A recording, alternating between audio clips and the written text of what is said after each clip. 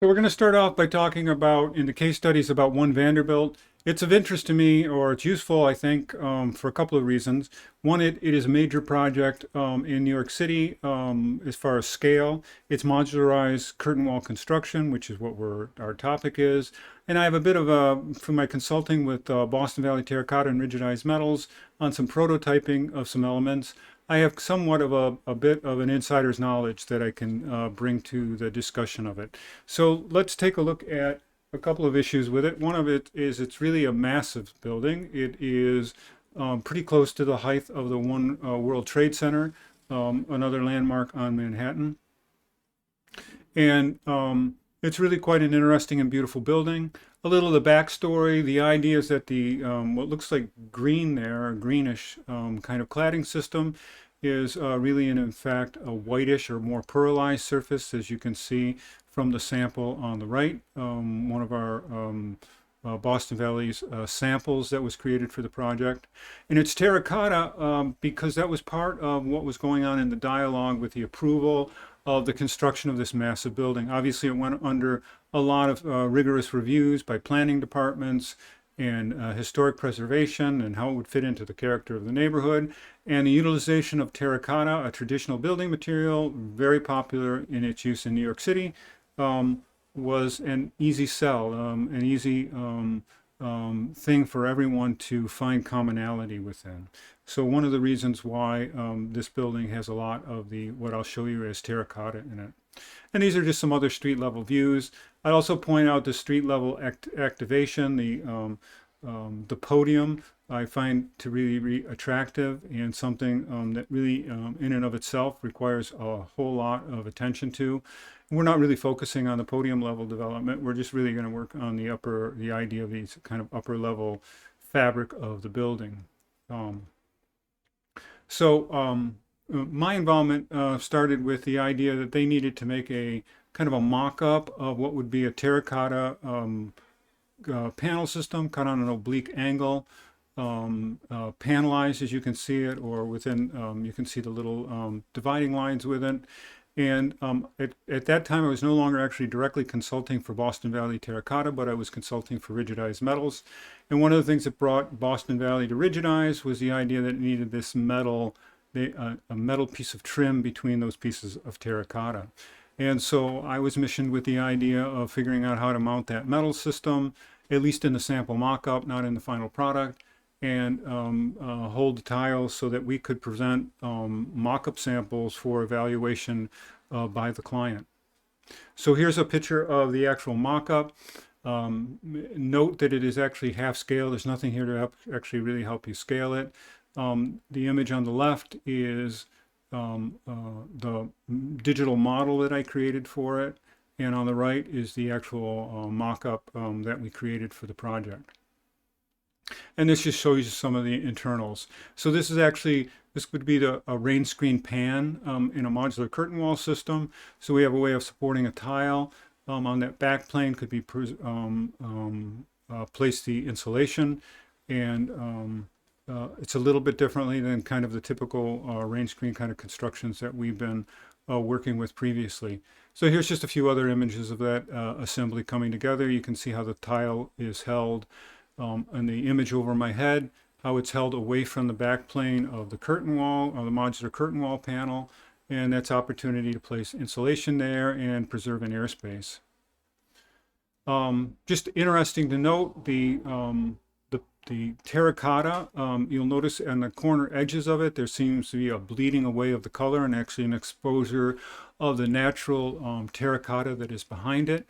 And that is actually a desired and an intentional effect created by this glazing system that is applied over it. It's a kind of a iridescent or pearlized glazing system. The company hired specific expertise in glazing systems to come up with this type of an appearance for it. And the body of the glazing was developed so that it would create those kind of reveals at the edges to give it a more worn or historic look, not such a pristine appearance to the tile. And here's just some close-ups of it coming together and that idea of that close detail. And you can actually see now that piece of metal that Rigidized would have theoretically supplied to this project. Turns out in the end that it was value engineered out, the stainless steel was engineered out, and they used an aluminum extrusion. Now this, if I go back here, you can see how small these panels look. They're quite small. This is a half, as I said, this is a half-scale mock-up that was produced for it. And these are actually the size of the tiles. These are much larger now. You get an idea of their scale and the kind of the dynamic cuts that are involved in order to create this, this kind of an assembly. This is a screenshot I grabbed from the presentation done by the, its name is escaping me now, the annual Architectural Assemblies workshop that Boston Valley hosts. And they presented the construction, the construction of One Vanderbilt. And this kind of this shows you actually the technical details. And I think what's interesting to note, you can see the clip system, the blue over my head that attaches the panel onto the floor deck or the ceiling deck, depending on which way you want to look at it. And then you can see the attachment clips for the panels, and then the yellow is the actual terracotta. And you'll notice in between there, we have the insulation layer. This is the panel system just getting started. This is what I think is pay particular attention to, this idea of the concept of a starter course. So this is the first level above that podium, and the attachment of the first row, as I say, starter course. You'll notice there's no glazing here. The next panel that goes up will be a glass panel with the spandrel panel above it. So actually our normal idea of thinking about a spandrel panel might be in our heads to have it below us and the glass above. In this case, the panel systems are really inverted. The spandrels are above our heads, and the glass, our vision glass, is at the base of the module. And so the starter course is the way to bring that module in alignment and develop the relationship between the last panel and the podium of the high-rise building. There were a lot of complications in the kind of design because the building facade had a taper to it. So this is actually a close-up view of a facade mock-up. This is actually, I don't believe this is the actual building, but this was an exploration of what happens when these modular panels come very close to these two angled conditions, and what kind of special panels that would have to be constructed to deal with that detail. So here's an excellent example that a view or photograph that shows you the panels, the first level of panels being assembled.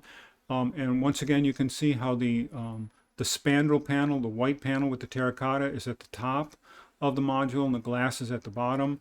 And you can then see that starter course and the reason why that starter course was necessary in the construction of this system.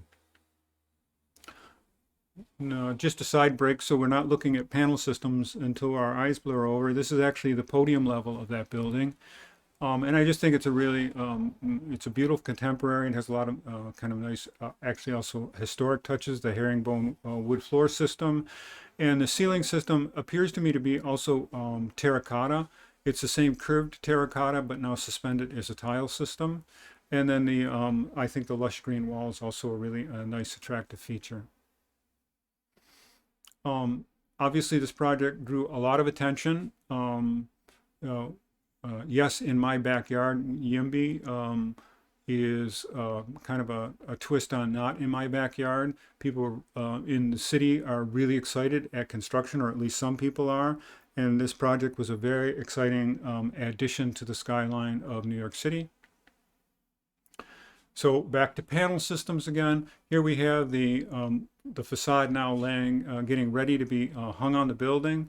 It looks like somebody might be doing a final inspection and or adding some of the attachment points with which they're going to lift it. You can see how the panels are sitting on these green carts with wheels on them in order to move them into position.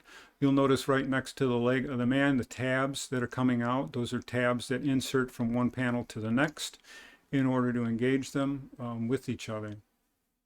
And it gives you an idea of the scale of the panels. And one of the things, once again, this is another vision of that mock-up and that kind of specific corner detail. I'm just showing these images just to, they all have something new and interesting in them, but to the first-time viewer, they may seem to appear repetitious to you. But if you look on the left, you'll notice the clip systems that are exposed off of the floor deck.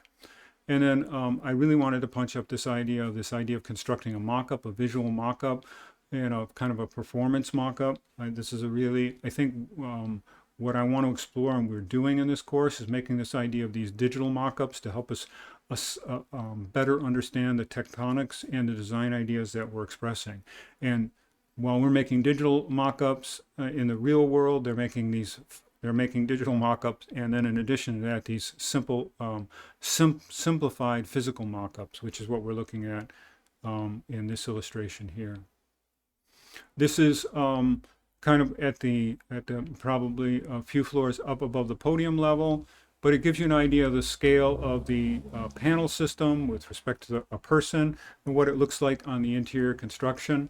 Once again, that the relationship of the spandrel coming a few inches above the floor line, and then the glass system.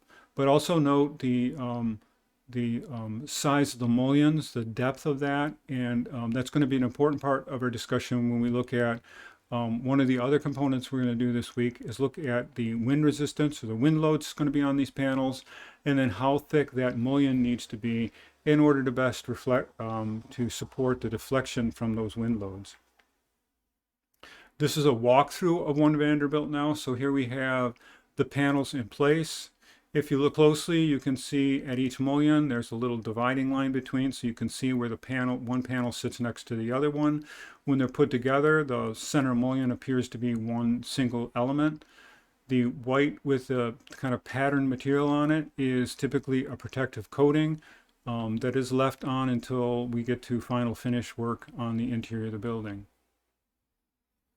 You can also note the structural system, the massive columns, and the steel floor decks that are apparent there.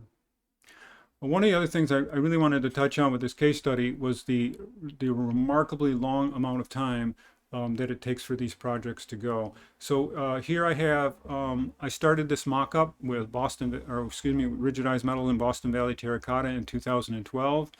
And the first concrete for the foundation was poured in 2017. And I don't think the building was completed until about 2020. So the time span of these projects is just enormous. People spend a major portion of their career just working through specific details of projects like these. So I'll catch us up now with the next case study in the next video clip.